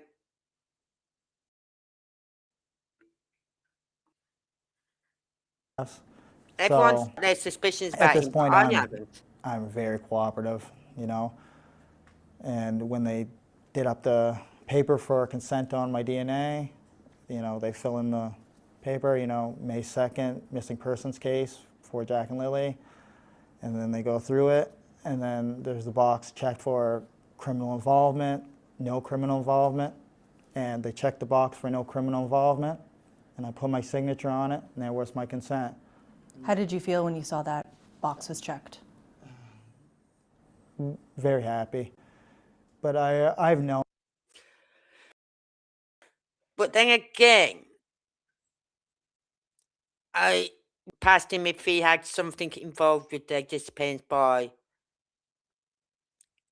I don't know, arranging for someone to come and take them. You know what I mean? No. But I don't know. I think something happened like you, Anne, on the Thursday evening, Thursday afternoon time, after they've been to the shops, to the Friday morning. Because I think that 10 o'clock phone, not realising until like 9:30 that the kids weren't there, and then quickly looking around and then phoning the police at 10 o'clock. You got a little baby and you're still in bed at 9:30 in the morning. But saying that, when I had my son, I quickly clicked on that he'd have his last feed at 12 o'clock at midnight. And I give him his last feed at midnight, change his nappy, everything, and he'd sleep right through to 6 a.m. And then I'd get him up, he'd have another feed, and then I'd change his bum again, maybe put another onesie on him. But I must admit, I didn't have onesies. Oh, well, I did have onesies for my son. But my sister, my eldest sister, gave me these like little nightshirt things. And they had the pull cord at the bottom. So the legs and the feet were all tucked in. And it's so easy to just open that up and change their bum rather than have to do all the poppers on the legs and all that lot.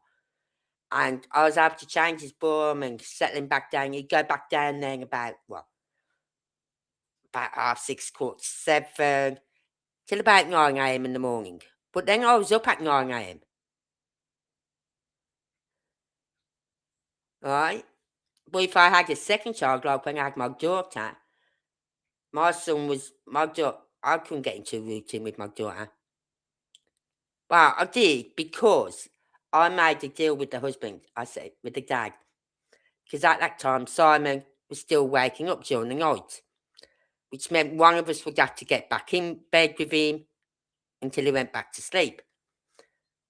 And I was doing that at first. And then I was getting up off him and seeing to my daughter. Then he'd wake up again, so I'd be back with my son. Then I'd be seeing to my daughter again. You know what I mean? So I made a deal with my husband. I said, you deal with Simon, I'll deal with the little one. He said, okay. Right, so at least we both got some sleep. If not a lot, we did get some. But then it come to the point where I was feeding Dee about, around about 12, 1 o'clock in the morning, and she was sleeping through the night. And this went on for a couple of months, and then my husband suddenly clicked on. He said, hey up. He said, is Dingy sleeping through the night now? I went, yeah. Oh, so I'm still getting up to Simon, but you're sleeping through the night now, are you? I said, that was the deal. You get up to Simon, I get up to Dee. Yeah, but she's sleeping through the night now. I said, and? You know what I mean? So I did have a routine for her, and then she'd wake up and in the end, what I used to do, because of Simon waking up during the night, I then put her cot in the back bedroom, right, a little room for herself, so that when he woke up, he wasn't disturbing Denise. And that's how it went. And I'd be up about 7 o'clock in the morning with Denise saying, and then Simon would get up as well. So once one was up, I was up. There's no way I'd just think, wow, okay, I'm just going to stay in bed till 4 another hour or so while Simon plays down in the kitchen. Because I remember one morning when I was upstairs, right, Simon was downstairs, Dee was up in a cart, sleeping. I'm upstairs charging up the bedroom. I've gone downstairs and my son has got into my fridge. Luckily, it's one of those big American fridge freezers. Freezer on one side, fridge on the other. Brilliant. But he got hold of all the yogurts and eggs. So I had to reorganise all my fridge, freeze my fridge, so the yogurts and the eggs, anything he could smash and grab and open were at the top. Because otherwise he had the whole lot out. I thought, oh God, I've just come down and it was it's just covered in like eggs and yogurt. I'm going, oh God, I've got to throw him in the bath. I'm cleaning up one room and you're trashing another. But that's how it was, you know what I mean? But I never stayed in bed. Never when I had my little ones. Known for, since the start that I'm 100% innocent. But to see him say that to me before, but then also, see it visually with my own eyes. She's trying to, he's the only one doing the interview. It was a big thing. Where's the mother? So it's your understanding, believe that RCMP do not consider you a suspect? Why don't you more interview? I'd say 100% I'm not considered as a suspect impromptu one at this point. Why is that? I mean, from that box checked, and also go back to when I had my polygraph exam. When we went over the question, and all the questions were on death, right? So they concluded that by the end of it, I was truthful with all my answers. So I didn't have anything to do with the murder of Lily and Jack. And there was no questions on disappearance or abduction or kidnapping or anything of that nature. So that leaves me with, I didn't murder the kids. I have nothing to do with the disappearance because they did not ask any questions on that. And so you mentioned that in the polygraph, they didn't ask you about the disappearance and whether you had anything to do with it. But I'm going to ask, did you have anything to do with the disappearance of Jack and Lily? No. Did you kill them? No. What do you think happened to them? At this point, I'm completely just not sure. I mean, I've thrown speculation out in the past and, narratives that I think, are theories. I'll throw a theory out there. The father, the bio father, right, the one who's not seen his kid for 3 years plus, was paying child support. But then he lost his job, and that's probably why he moved back in with his mum, because he lost his job. Well, he lost his job, and the child support stopped. There's a reason they're down pocket, aren't they now? They're not getting the child support money. So there's a reason to think, well, you know what? If he's not paying for the kids, they're not my kids, so why should I have them? Why should I have paid for them? So it's still in the frame, but it's got a lot to answer to as well.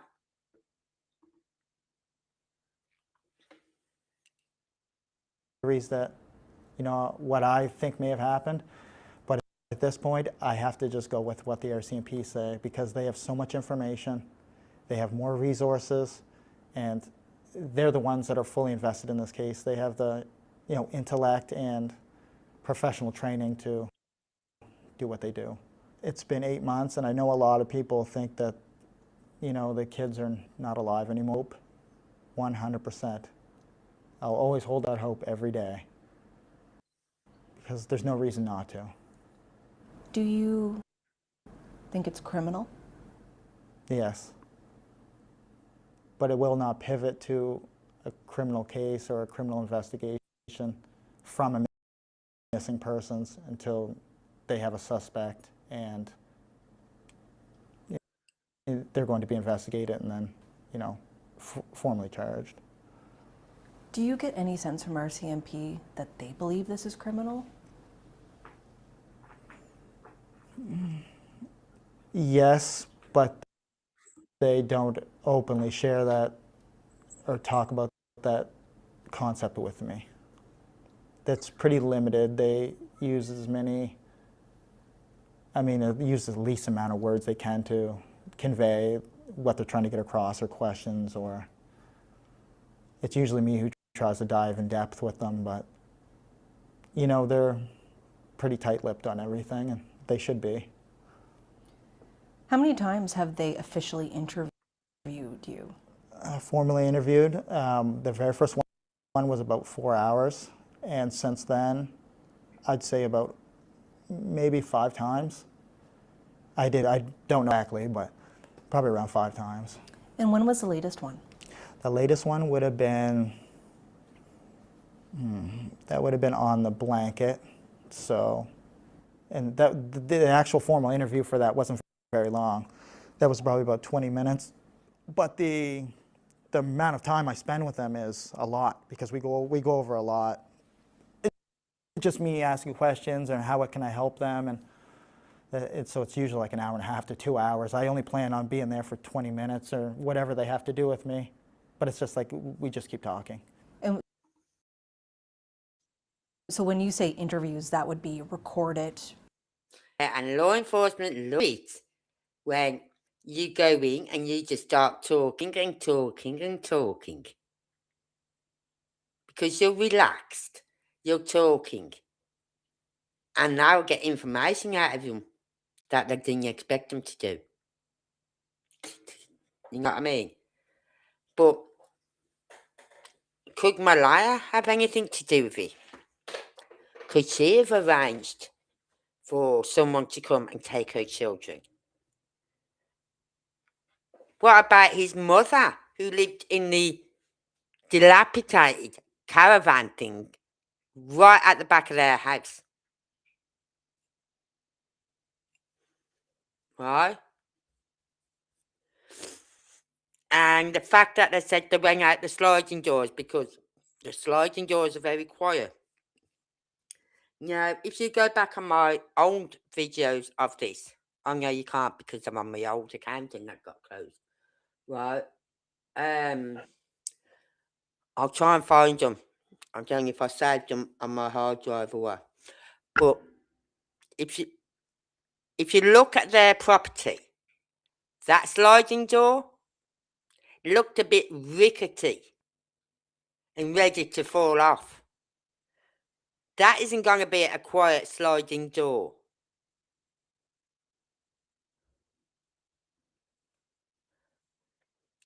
So, and there's another door on the back end of that house. You've got the sliding doors, and then you've got another door with steps going up to it. Now, where does that door go to? Does it go to their bedroom? So it makes you wonder about their property. With that sliding door, no, they're not getting out that sliding door without making some sort of noise. And why would you not lock the doors? Right? Ever since I've had my grandkids staying over at mine, I've always had my doors locked. Even now. Angie, my friend, just left. I've come in, chased my cat up the garden because he got out the little fecker, brought him back in, but locked the back door up and hung my keys up. Because that door's not being opened again now till tomorrow morning. I will have to check my front door because I don't think she locked that. So I like my lock on the front door. It's a double lock. It's like you turn the key twice to lock it. Brilliant. And so I'll just make sure that it's locked when I come off eating. But why was these doors not locked? Like, I read somewhere, like, the front door, they checked the front door. But there's a ratchet or something stuck in the door to wedge the door shut. Oh, to wedge the door shut to stop bears getting in. Right? Stop bears getting in the front door. But why haven't they got a lock on the back door to stop bears getting in?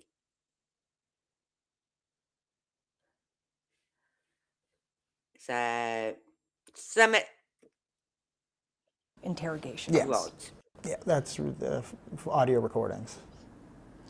There have been allegations from Yeah, she Malaya's did. friends and family. She left the day that you after. were They went abusive to missing her. on the. Were you? No.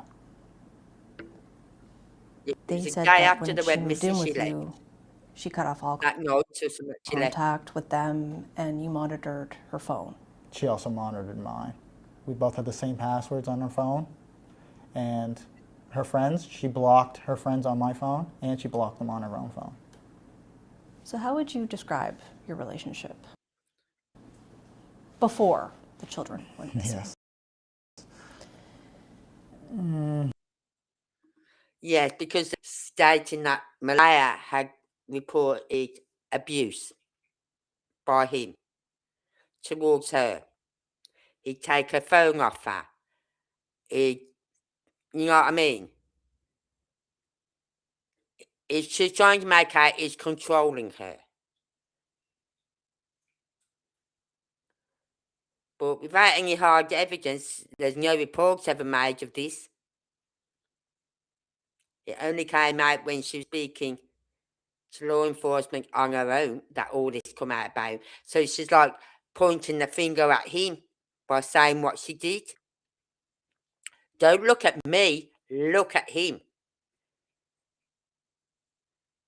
That's why I would love to try and find any interviews that she only ever done the one that I know of. She's never done interviews like this, and believe me, if ever she did an interview like this, I'd be watching it and I'd be playing it on my lives. Because she's the one I want to hear. I want to know why they went missing on the Friday, and then on the Saturday, it was on the Saturday while, apparently, there was at a press release, right, by law enforcement. She then goes up to an ambulance or something, and she's in this ambulance with the little one, with the baby, and her mom, and then they get in a car and drive away. Boom, she's gone. Why did she do that? Why did she leave the press release without saying a word? And then she blocks him on Facebook, everything. Blocks him on the phone, on Facebook. He couldn't contact her. Why? What is she hiding?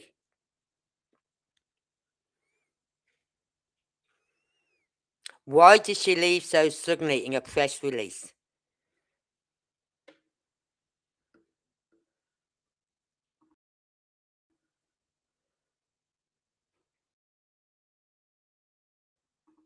I don't rock on that. Don't rock on too much to do with Malaya. His mother. It's best that we don't. Okay. She's never said anything his mother. And so you mentioned the accusations about your past drug use. Mm-hmm. I've read some things about it being drug use that week, the week the children went missing. Is there any truth to that? No, I didn't have any drugs. And Major Crimes knows that. Or they would have, charged me with possession of drugs or drug paraphernalia. There was nothing at the house. So, and they know that. What is your history? In terms of the drug use, what would you like to share? Just to clear the air. I did not have any drugs. Before we continue, I believe this is the reason what I think.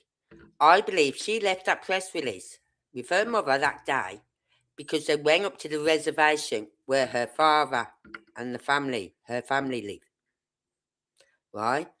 Now, once on that reservation, they have their own laws. and they would not be able to take the child off her, the baby.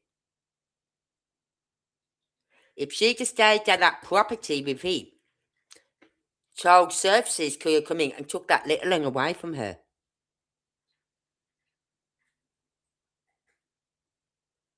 So I believe she went to the reservation where her father was and all that lot, so that they could not come on that land and take that baby off her.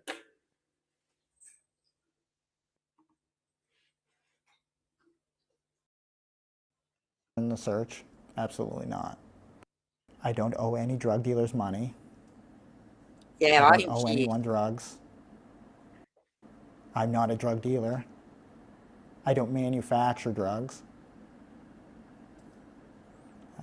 Can't really speak on it. It don't look like a Anything more than junk. that, A I guess. Those junk. have been all the accusations. Believe Yeah. me, I know what junk. That I have, you know, manufactured drugs, sell them. I give them to people to sell. It's Good night. no, there's In town, especially up here in Scotland, because it does something to their voice thing, the voice box. I'm sure it does, because you can be standing by a shop or in a shop and you hear them talking and think, oh God, you haven't even seen this person.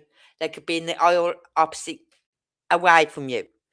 You hear them and you think, oh God, there's a junkie in that aisle, or there's a junkie behind me. There's a junkie right behind me in the queue. You can tell by their voice. And then you look around and you see their eyes. The eyes are popping out the head. Literally. Popping out the head and you think, oh fuck. Oh fuck, we've got a junkie. Hold on. So, yeah.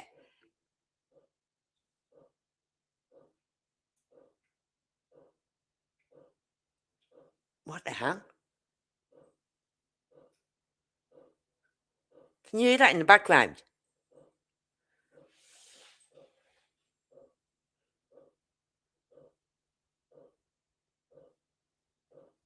What the fuck? What the fuck was that?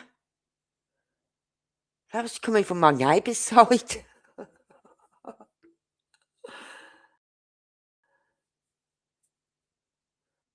there was no leaving during the middle of the night. When we pulled into the yard on Thursday afternoon, it would have been about 3:50 or just right before 4 o'clock. The vehicle did not move till the next morning until I got in it and we went searching for a Hold living on, jack that morning check. when Malay was on dispatch or contact. At the start, it didn't bother me because they're obviously all, you know, basically anyone can just go on there and say whatever they want without any recourse. And over time, you know, it started to get to me because it's just constant, right? I try to keep up on it, you know, tell everyone the truth, correct everyone, but it was just too much. Those groups start to get so large and there's thousands and thousands of comments and thousands of questions every day. That's too much. And then you have YouTube creators, they just go on and, you know, they basically become deluded. They have their mob and they look to destroy, or they're completely obsessed with me and the case. Yeah, I mean, what have you learned about the true crime community? That it's absolutely vicious and, I said this word a lot, but obsessive. And Nothing's coming up. a lot of those creators in the true crime community, it's like basically, you know, talking to like a barnyard animal, I guess you could say. They don't add any value other than just being there. Do you feel at this point things are getting worse? Or has it eased up at any point? The community it's becoming more aggressive with their conspiracies and theories due to my lack of engagement online. I've received numerous death threats and major crimes, you know, notified me on that, and you know they're working hard to basically get them under control and find out who's doing them. How are these death threats coming in? I mean, I get them daily on my phone. That's a normal thing, but Major Crimes was aware of them. I'm not sure if they came in for tip call-ins or I'm having a look some other way, but they didn't want to dive into that. They're pretty limited on what they can tell me about any of it. I mean, basically because, you know, they don't want me to get worried and everything like that, but pretty serious stuff, I guess. How are you dealing with that? I'm dealing pretty well with it because, you know, nothing really scares me in that aspect. It's been 8 months, and I don't really put much thought into where much, you know, I don't recognize it as, you know, having any impact on my life personally. But I imagine a lot of individuals are probably like scared for me, I guess, because, you know, they care about me. There is a video But here. for me personally, And it's it is saying, like why did Jack and another Lily rock that sticks Sullivan's up. mother There still leave? is, you know, people with big hearts out there and open minds, but they're not on there posting. But I do have loyal supporters, and I appreciate every single one of them. So now that we're coming up, getting to 9 months in this investigation, what's your sense? Where do you think the case stands? I think the case, it's moving forward, but there is so much information to, you know, really, you know, examine and really go through before you can complete this part of information, then move to the next.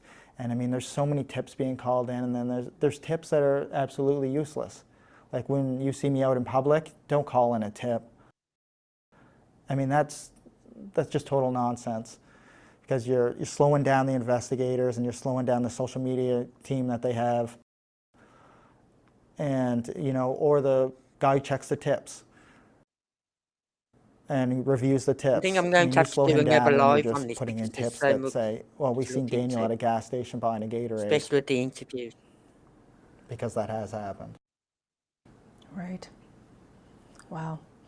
What would you like to see happen with this case? I would like to see it closed and Lily and Jack found safely, and someone charged with criminal offenses.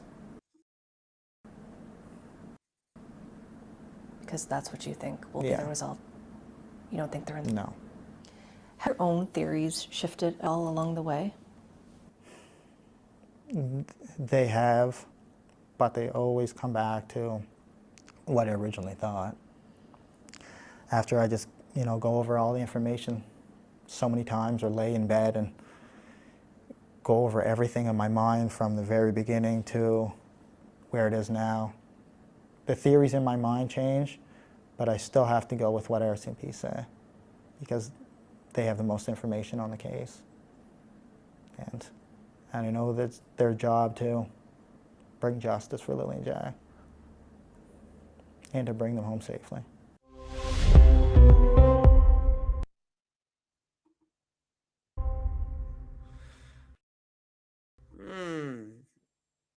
There's so much, like, I got, like, 1111 True Crime. She's got one, put one out. And then there's another one, I'm going to have to listen to all these.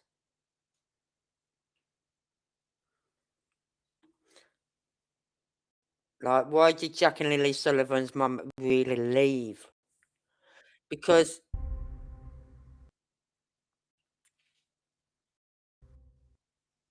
it's confusing. You got, let's just get rid of this. Got 2 young children, 6 and 4. Now, he just said you don't believe they're in the woods.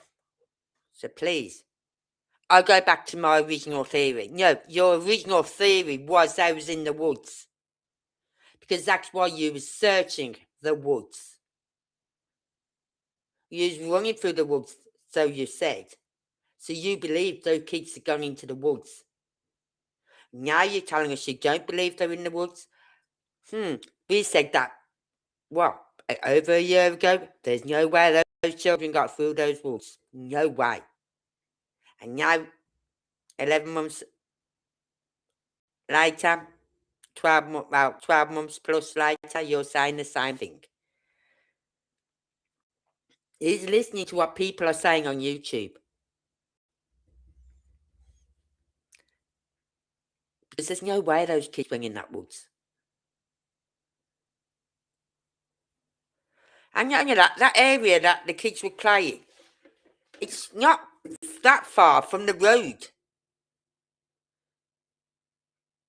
Right? It's really not that far from the road. And if a car had gone past that one day and just saw these two little kids walking into the woods, to that wooded area where they said they play, right? They could have come through the woods another way and got those children. They didn't have to come into the yard area to get those children. They could have come through the trees and the bushes and grabbed those children. But if he's not involved, then who is? There's only one other person it can be. But I will have a look for that because it's not saying anything. I thought I heard that as well about having to have visits for his daughter. But I don't think it was because she had her daughter took off her. I think it was something she'd organised. I think it was like they'd said to her, if you go back to him, you will lose your daughter. Because they was even thinking, it's not right. There's something not right here. But at the same time, you could be leaving that child in the hands of a murderer.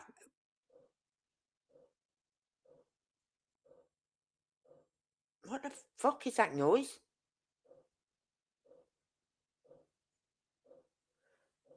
Hold on.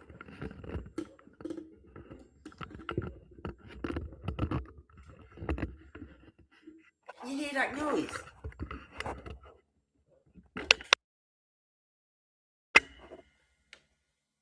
It stopped again. It's like someone's got the mobile phone up against the wall and it's on vibrate.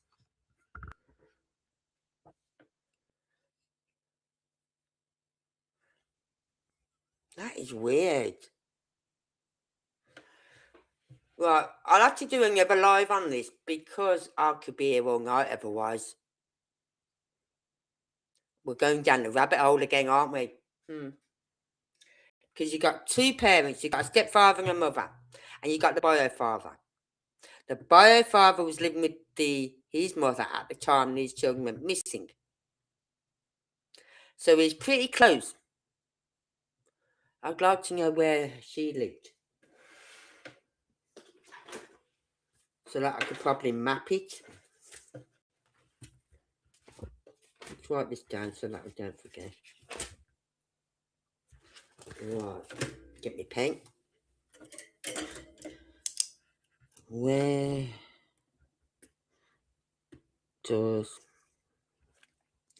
the bio grandmother live?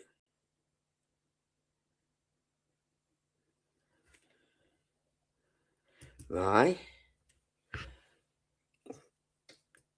Did the mother lose a daughter? I don't think she did. I think it was just something like set up where he had to get permission to see his daughter.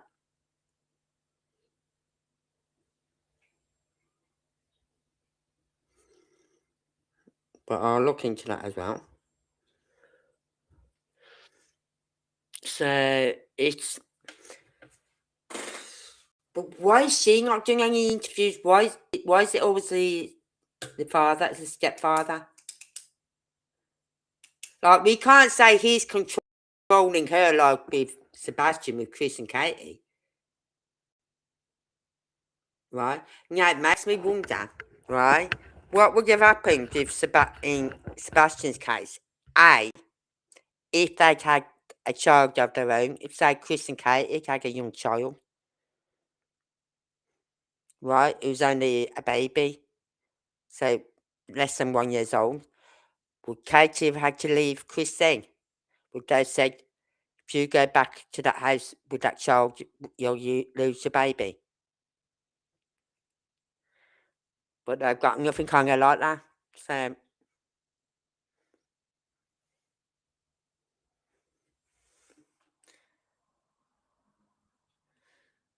So yeah, I'll do another live on this.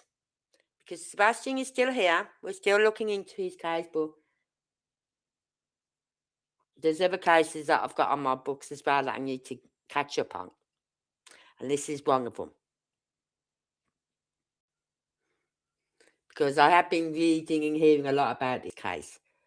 And I'm thinking, something's not right. And there's a lot of YouTube channels, well, not a lot, still some YouTube channels talking about it. And it's like they're clutching at straws now. They're raking up anything they can. And I don't think you need to rake up anything. The information is there. Just talk about what's already out there. You know what I mean? So, I will do another live on this, and I'll do it tomorrow night. Anyway.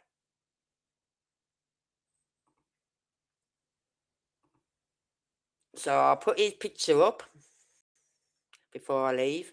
And I'll say thank you to everyone for being here, for watching. If you watched to the end, thank you. If you're watching on replay, thank you. And for some strange reason, I had Jen ask me the other week about what time I'm going live, because she thought I was going live at a different time. And Kylie mentioned it the other day in a comment I read today. I thought I always go at 8 p.m. UK time, 8 p.m. It is nice to have a change. But I don't like to keep dragging up old bits on Sebastian now. So, giving this will give me a chance to look a bit for some else on Sebastian, you know what I mean? While doing another case. But I'll also look into setting up another channel where we can talk about cases like this lad in front of us. Well, I will do videos and talk about cases like this. Not just in the UK, in the US as well, anywhere. In France, EU, anywhere. So, please, if you like anything like me being outspoken, and I will be very outspoken on cases like this that we're looking at on the screen. Very outspoken. And if you like anything like that, please keep an eye out. And I'll put, when I've started my new channel up, I'll put the link in the description of this channel. So you can always go and sign up there. Anyway, until tomorrow, stay safe, everyone. And have a good night. Till then, good night, everyone. I don't ever slow up, no I don't take shit. I got no love for the fakeness. If you wanna play tough and wanna hate this, I'll always show up. I don't ever slow up, no I don't take shit. I got no love for the fakeness. If you wanna play tough and wanna hate this, I'll always show up and make a statement. I don't ever slow up, no I don't take shit. I got no love for the fakeness. If you wanna play tough and wanna hate this, I'll always show up and make a statement. Everything I do so instinctive and so passionate. Every word I move so descriptive like an adjective. I got a vendetta against people who patented being negative when you should be getting after it. I got facts over tracks, this and that. Spitting slow, spitting fast, I could roast, I could gas. Think I'm okay at last, but I don't know if that can erase all the past. And the pettiness, a reflection of the emptiness. Hilarious, you think you're worth my time, you're delirious. Mysterious, because you hide behind a fake exterior. Inferior, you know I'll always be a bit superior. Get off of me, this ain't no humble brag. I want you to hear words, you can say them back. I want you to feel free from the chains that last, and to believe in what you got, it was built to last, yeah. Now that